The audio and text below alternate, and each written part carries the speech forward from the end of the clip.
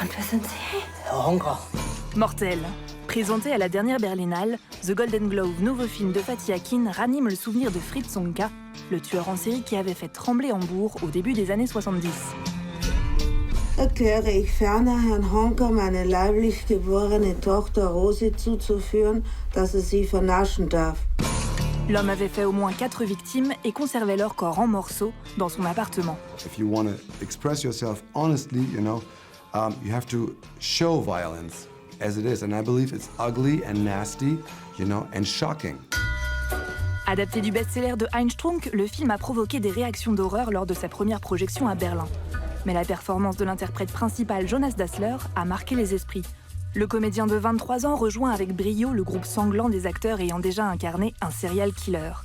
Des acteurs qui, bien souvent, ont tout à gagner à ce petit jeu de massacre. Pour certains acteurs, c'est le rôle de leur vie. If you feel like screaming, I definitely think that you should. Le serial killer représente le monstre ultime de nos sociétés, à la fois communicant, introverti et monsieur tout le monde. Depuis The Lodger d'Hitchcock en 1933, plus de 8000 films ont fait du tueur en série le personnage principal ou essentiel de leur récit. Alors qu'à la ville, le serial killer n'est pas une figure très populaire, le grand méchant loup reste quand même un loup pour l'homme, à l'écran, le rôle est souvent pour l'acteur la promesse d'un développement durable. Je dirais que c'est plutôt une occasion en or pour un acteur que d'avoir un rôle de tueur en série. Souvent, ils en sortent par le haut, quoi. Anthony Perkins, Hopkins, Robert Mitchum, Charlize Theron, Sharon Stone, Matt Dillon ou encore Jonas Dassler, tous coupables à l'écran, on voit qu'en termes de carrière, c'est bel et bien à eux que profite le crime.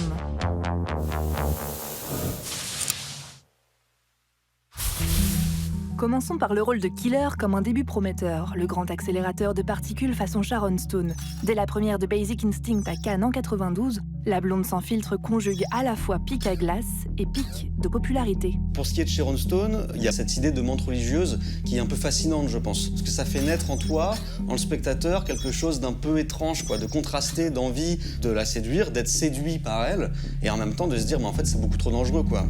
Moins glamour mais plus culotté, Poulvord en tueur paillard et contrôlé positif trouve lui aussi l'occasion rêvée de faire une très grosse première impression. On pensait que ce serait un film qui serait vu par les cinéphiles ou dans les ciné-clubs, mais jamais par tout le monde, enfin par tout le monde. Et quand il ne révèle pas son interprète, le rôle de serial killer peut également le consacrer. Avec seulement 16 minutes de présence à l'écran, Anthony Hopkins, dans son rôle d'Hannibal Lecter, rafle la mise. Dans Le silence des agneaux, son rôle de tueur en série cannibale le hisse définitivement tout en haut de la chaîne alimentaire. She gives the audience a glimpse of the horror of evil in Hannibal Lecter and the other demented guy. And in a way, it's a kind of healthy glimpse. You just have a look at what the face of evil is, the face of the horror. C'est le jackpot. Récompensé de l'Oscar du meilleur acteur en 91, Hopkins encaisse à la fois le salaire de la peur et double son capital sympathie.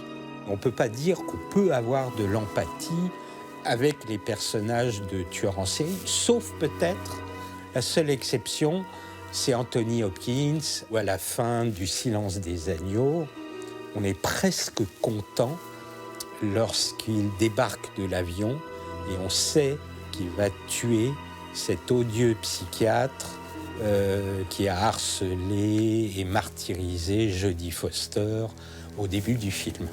I do wish we could chat longer, but I'm having an old friend for dinner. Bye. Même motif, même consécration pour Charlize Theron qui, à juste titre dans Monster, remporte elle aussi un Oscar pour son rôle de serial killeuse. Même Galabru, pourtant abonné à la gaudriole, obtient un César en 77 pour son interprétation d'un tueur en série vintage dans Le juge et l'assassin de Tavernier. C'est un assassin et un fou. Je ne suis ni l'un ni l'autre. Et le comédien doit parvenir à se mettre dans la peau d'un fou et d'un assassin. C'est pas toujours commode. C'est des moments pénibles.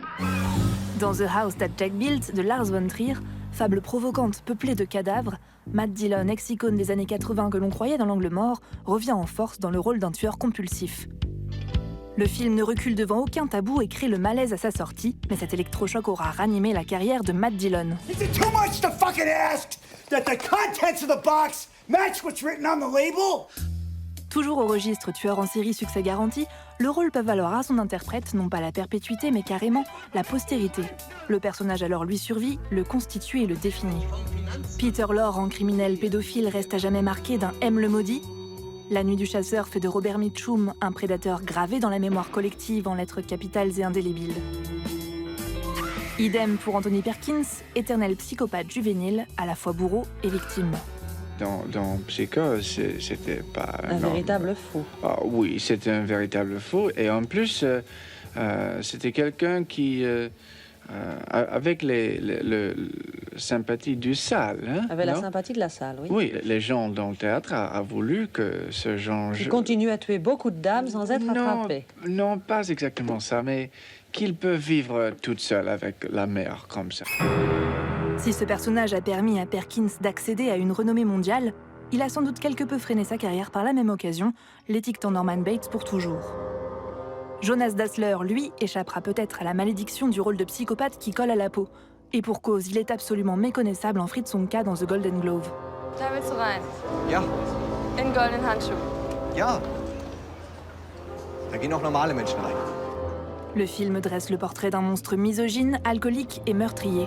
This particular one was doing all this shit in my neighborhood, you know, in the 70s, and when I was born. I mean, really, like, the guy lived 300 meters from where I live today, you know. My kid was in school, which is right in front of his building. Ce serial killer qui a hanté Fatih Akin poursuivra le spectateur à la sortie du film. Nous sommes tous des victimes potentielles. Donc il y a une certaine forme d'identification et en même temps cette envie d'avoir aussi peur tout en étant nous-mêmes en sécurité pour le moment.